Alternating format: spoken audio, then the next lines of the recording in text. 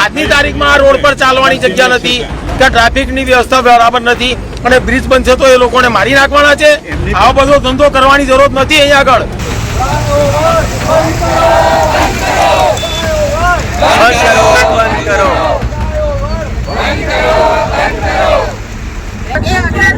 અમને અત્યાર સુધી એ સમજમાં નથી આવતું કે આ બ્રિજ બનાવે છે શું કામ।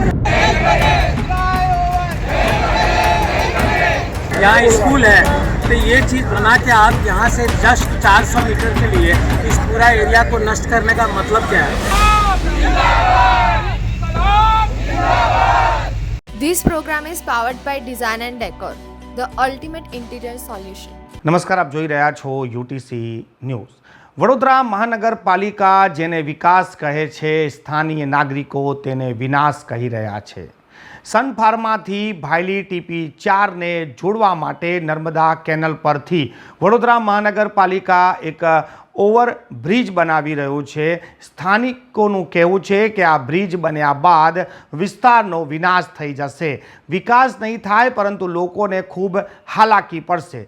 સ્થાનિકોનું કહેવું છે કે આ બ્રિજની જરૂર જ નથી। નર્મદા નહેર પર એક પુલ બનાવી દેવામાં આવે તો તે 4-5 કરોડના ખર્ચામાં જે કામ પતી જતું હોય તેના માટે વડોદરા મહાનગરપાલિકા બ્રિજ બનાવીને કરોડોનો ખર્ચો કેમ કરી રહ્યું છે।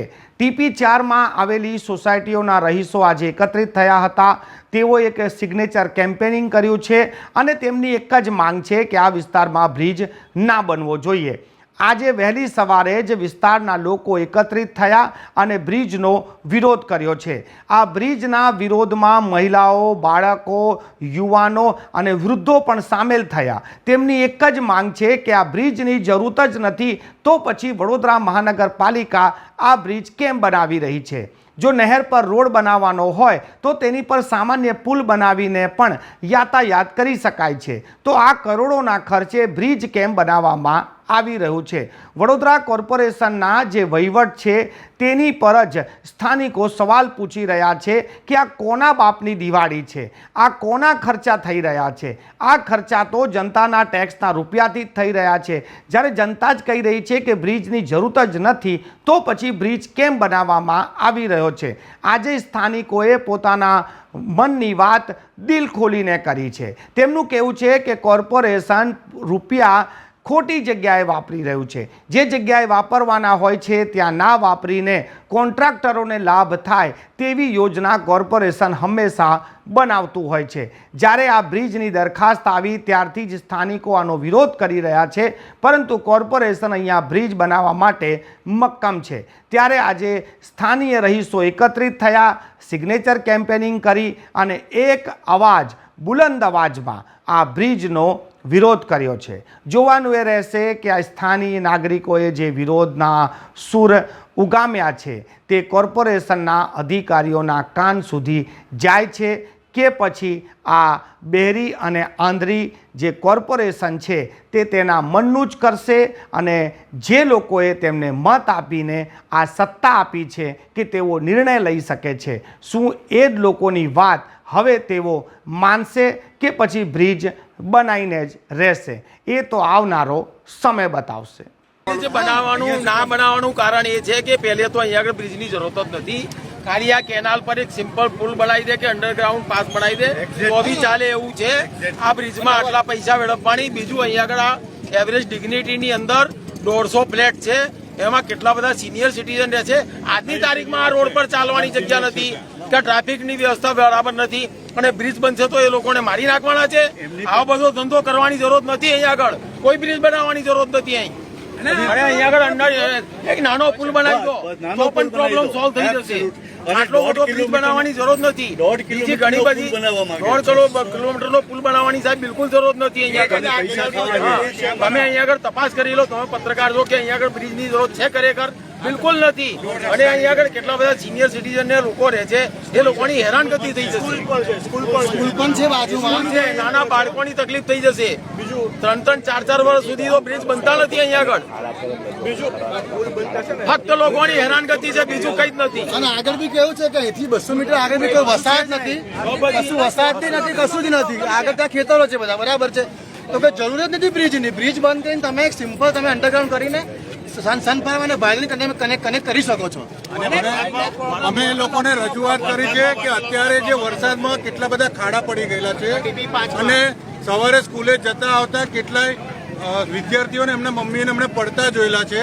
તો તમે સત્વરે એ પૈસા આની અંદર નાખી અને આ ડેવલપમેન્ટની વાતો કરો છો તો પહેલા રોડ રસ્તા ક્લિયર કરો, જેથી કરીને નાના બાળકોને આજે મળતા હેરાન ના થાય. અને કેટલી બધી સ્કૂલ આવેલી છે, સવારે સાંજે તમે જુઓ, અમે પોતે ઉભા રહીને એ લોકોને પડતા જોયા છે, ઉભા કરેલા છે, કેટલી રજૂઆત કરી તે છતાં આમાં હજુ ધ્યાન નથી અપાતું, જે પહેલા ધ્યાન આપવાની જરૂર છે. તુજી બોલીએ છીએ વાસણા ભાઈલી રોડ TP4 પણ અમને અત્યાર સુધી એ સમજમાં નથી આવતું કે આ બ્રિજ બનાવે છે શું કામ. કારણ કે કોઈ જરૂરત નથી આ બ્રિજની. તમારે બનાવવો જ હોય તો મેઇન રોડ ઉપર બનાવી શકો છો. नायरा पेट्रोल पंप पे बनाई सको છો. તમે પેટ્રોલ પંપથી જ્યાં જરૂર જવું ક્યાં છે? નાયરા પેટ્રોલ પંપ પર પણ જરૂર છે. કહેવાનો મતલબ અહીંયા સિનિયર સિટીઝન પ્લાન છે અમારો. અમને કેટલી આવી સુવિધા થવાની છે એ અમને જ ખબર છે. તો આ બધું ના થવું જોઈએ. અને આ બધો ખર્ચો શું કામ, કોની ઉપર? પબ્લિક ઉપર જ ખર્ચો છે. અમે ટેક્સ ભરીએ છીએ, બધી જગ્યાએ અમને ટેક્સ ભરાવે છે, પણ અમને આ સુવિધા થવાની હોય તો અમે શું કામ ટેક્સ આપીએ? પછી પ્રોબ્લેમ આવવો ના જોઈએ, ન આપીએ તો.